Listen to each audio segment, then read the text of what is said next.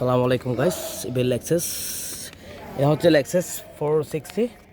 আর এটার সমস্যা হচ্ছে কি আপনার এবিএস ট্র্যাকশন এবং হ্যান্ড ব্রেকের লাইট শো করে। হ্যান্ড ব্রেক যদি রিলিজ করি আমি, এটা হ্যান্ড ব্রেক রিলিজ করার পরেও হ্যান্ড ব্রেকের লাইট শো করে।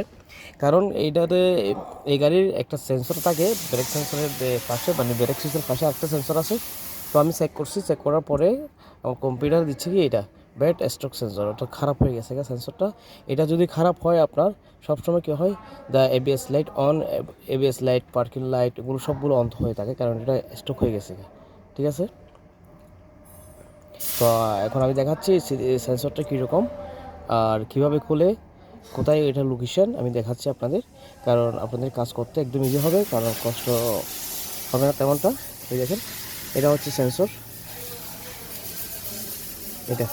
তো এখন আমি অলরেডি কোম্পানি থেকে আনতেছি, কোম্পানি থেকে এনে অলরেডি লাগাই দেবো। বাট এটা লাগানোর সময় একটু কেয়ারফুল লাগাতে হবে। এটাতে অ্যাডজাস্ট সিস্টেম আছে, সিস্টেমও আছে এই পাশ এই পাশ। তারপরে হচ্ছে এদিকে একটা পয়েন্ট আছে, এই পয়েন্টটা যেন ওই পয়েন্টের মধ্যে, হোলের মধ্যে ঢুকে, কারণ না ঢুকলে কিন্তু এটা নষ্ট হয়ে যাবে, ভেঙে যাবে। ঠিক আছে, তো গাইস আমি এখন আপনাদেরকে দেখাচ্ছি ওই জিনিসটা কোথায় আসে। ওকে,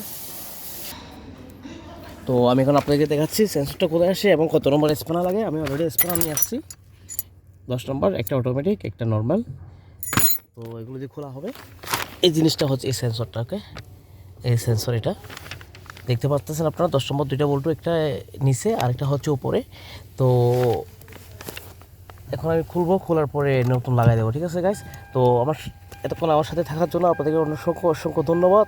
এবং যারা যারা এখন আমার চ্যানেলটা সাবস্ক্রাইব করেন নাই, সাবস্ক্রাইব করে দেবেন এবং লাইক কমেন্ট শেয়ার করবেন। এটা হচ্ছে সকেট, আমি সকেট খুলে ফেলছি। এখন সেন্সর খুলবো।